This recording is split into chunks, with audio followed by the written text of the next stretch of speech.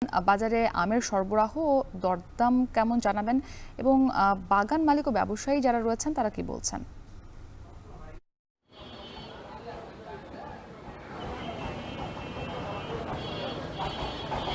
মুক্তি গত এক সপ্তাহে চাঁপাইনবাবগঞ্জে খিরসাপাত আমের দাম বেড়েছে মন প্রতি প্রায় ১,৫০০ টাকা পর্যন্ত। আজ থেকে এক সপ্তাহ আগেও ২৫০০ থেকে ৩,০০০ টাকা বিক্রি হচ্ছিল এখানে খিরসাপাত আম, যা এখন বিক্রি হচ্ছে ৩,৫০০ থেকে ৪,০০০ টাকায়। ব্যবসায়ীরা বলছেন গাছে আম প্রায় শেষ পর্যায়ে, কারণ আম অতিরিক্ত গরমে পেকে গেছে, কয়েকদিনের বৃষ্টিতে ঝরে যাচ্ছে, সেক্ষেত্রে তারা আম নামিয়ে বাজারে বিক্রি করছেন। বলাই যায় যে আজ থেকে এক সপ্তাহ পরে খিরসাপাত আম আর চাঁপাইনবাবগঞ্জের পাওয়া যাবে না, বাজারে উঠতে শুরু করেছে ফজলি আম।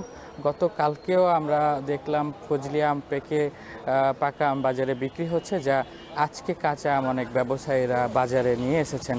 এখন বর্তমানে ল্যাংড়া, লক্ষণভোগ সহ গুটি জাতের আমগুলো বাজারে বিক্রি হচ্ছে।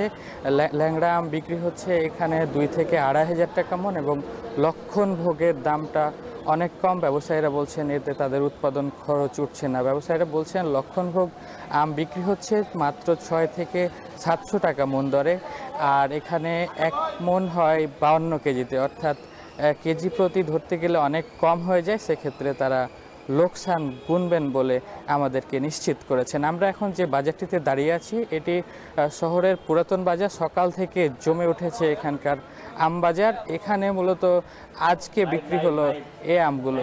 এই ধন্যবাদ।